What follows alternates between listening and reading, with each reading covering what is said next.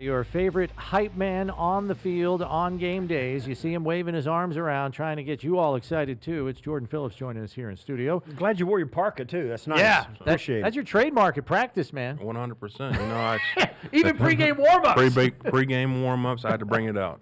That's awesome. My kids have the mantra. I tell them when they were kids, and when I was playing, you go out to practice and listen. If you've got it, put it on. You can't put it on if you don't bring it with you. 100%. So put your coat on and then put your pads over. Yeah. Let's go. So we're here because it's time for this week's Timbits Timeout, presented, of course, by Tim Hortons, where we solicit the fans to ask Bills a unique question. We'll get to the fan question in just a bit. But I wanted to start here, Jordan, because your last time out, you got yourself a pick. And do you want to know what the prevailing question was after, like we do the show, the day after the game, obviously? We had more callers asking, why didn't he run? Why did he go down? So tell the fans, you took the pick, and you're like, you know what? I'm good right here. I'm going to curl up and let the offense take care of the rest. Why did you not take off and run? It just, in that moment, it wasn't the most important thing for me to get a couple yards. We have the MVP quarterback for a reason, and, let's stay healthy. I'll say that, too. The last time you were chasing Milano down, remember that? Classic. It looked like you got sniped from the top of the stadium. You went down like you'd been tased when you pulled your hamstring chasing after Milano's pick six. I don't know when exactly it was. Right. Last year, when was it? What It game was was it? 2022 Yeah, Tennessee, right? Monday And you were staying up because you got some wheels, and you were staying up with him. Pop the hammy. You were done for a month, right? Yep. Yeah. So you want to don't want to mess with that. And you're right. Nobody expects you to outrun everybody on the field to get down there and another 5 yards or whatever, 10, even if it was 15 or 20, okay. But really just end the play with the ball, right? 100%. You know, I got the ball. I did my job. It would have been cool, but I think it was like 80 yards anyways. It was going to be a long way. Yeah, I would have been done for the game regardless. All right. So as I found out when I was broadcasting the game, that was not your first interception. Do you remember your other interception? Yeah, I actually have two. One was preseason, and I went out on the 1 yard line against the Eagles. Okay. And then I had another one against Fitzpatrick against the Jets in 2017. So both of your regular season INTs Yes. against the Jets. Yes. So and the other one, you got their number, man. Hurdled somebody on that one. So Whoa, if you want to see the athleticism, go check it out. Oh, we're going to have to look up the footage for that one. Get that one Oh, out of I got to see that now. All right, cool. Okay, so postseason football, you've been a part of this team in postseason runs before. Do you feel any different about this group? And I know guys don't like to compare one previous iteration of the team to another, but we hear fans say all the time they feel like there's something different about this team this year. Do you feel that way? And if so, what feels different maybe about this upcoming postseason run with this group? I think you said it best. Looking forward to what we can do and what we're going to do is more for the fans. We're trying to stay present in the moment, and that's the biggest thing with this team is not, hey, let's make sure that we're attacking this Wednesday practice we had. Let's make sure that we're going to attack this Thursday, and whatever happens in the game, we're going to be the most prepared and the most ready, and take the gloves off and see where it falls. We're not really looking ahead to do anything but the day that we're in. Yeah, we're only going to keep you for a couple minutes. I want to ask you, what are the early returns and the early thoughts about the Bronco offense? They got a young quarterback who's a little bit like the guy you have. Yep. Runs around, really good athlete, big strong arm, and a very, very astute play caller. Yeah, I would take it back to our 2019 year when we played Houston in Houston. Right. They have a great defense. They have a young upcoming quarterback and an offense that can get going as well. And that's really it. They're young, they're dangerous, and they can play ball. And you just got to keep them from getting hot. Yeah. You guys, on the defensive front, I don't think it goes without saying that there have been instances where when you've needed to turn it up, you've turned it up. Detroit comes to mind. I know a lot of people will poo-poo that performance. I will maintain that was probably one of your better defensive performances of the season, and that the score was not an accurate indicator of how you guys played on the defensive side of the ball, because you had them with only 14 points at the end of the third quarter, Right. as far as I'm concerned. To me, that was a quality defensive performance.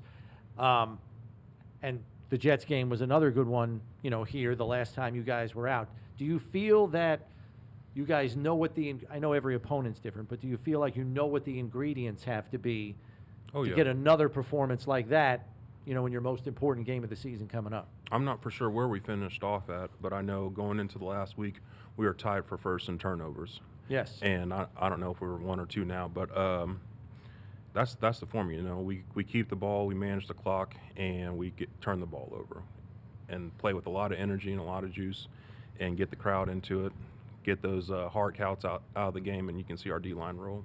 Yeah. Yeah, but we've been talking about that a lot. It's hard, particularly in this playoff atmosphere with all these quarterbacks that are in this bracket, particularly in this side of the AFC. It's really, you're not going to go out there and expect a 6-3 game or a 10-7 game easily, right? No. But you got to pick your spots in one of these games. You just got to make a play every so often to change the momentum and give your offense an extra possession. Right. Not getting too far into it, but like when I got into the league, I want to say like that what you wanted to do to win the game, you wanted to hold the team under 17 points, and then it went to 19, and now I think we're all the way at 22 points. And there's just electric offenses out there. You can't expect to go out there and just shut people out. When you do, it's awesome. Hats off to you. Yeah. But it's just not realistic. Right. So you got to manage the game within the game, and when something bad happens, we say it's a fluke. Move on to the next play. And you really got to do that nowadays because the offenses are so explosive. There's so many weapons out there. Yeah. They hide so many different things. But when you have a great offense like we do, it takes a lot of pressure off of you. Right. And so. Yeah. I know that, you've had a couple of stints here. This is stint number 3 for you. And I remember when you came back the second time, you talked about wanting to be back here. And I think you recently said Buffalo changed your life. Yep. Maybe just kind of elaborate for the fans, because, you don't have to tell Buffalo fans why you love Buffalo, but it's a personal story for you, and I think fans would be interested in hearing what changed your life here by being here. So I was telling this story the other day, actually. I had a DC in Miami, and it was I want to say it was like my last couple games there before I asked to be released. My signature, getting the crowd into it, He was like, he pulled me into his office. And he's like, hey, bro, we don't do that here. You don't need to do that. You're done with it. And I'm just like, that's just part of the game, And then when I did it here, it was like, hey, we need more of that. We love what you do. We juice, energy. Yeah, and it was just like, okay, so I can be myself here. That was the first thing.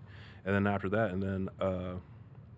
you could just tell, like, the appreciation it brought to me from just doing something so small.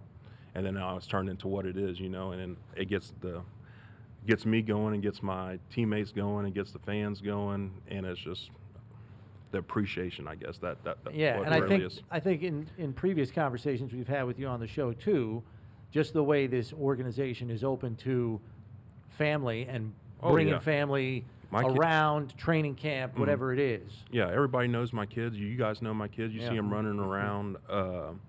And it's not like a hassle to anybody. People bring in their dogs, their kids, their pets, whatever it is. Like if they're family to everybody, and that's the biggest thing. My kids love coming up here. They look forward to our Saturdays. They look forward to our Tuesdays coming up here and eating breakfast.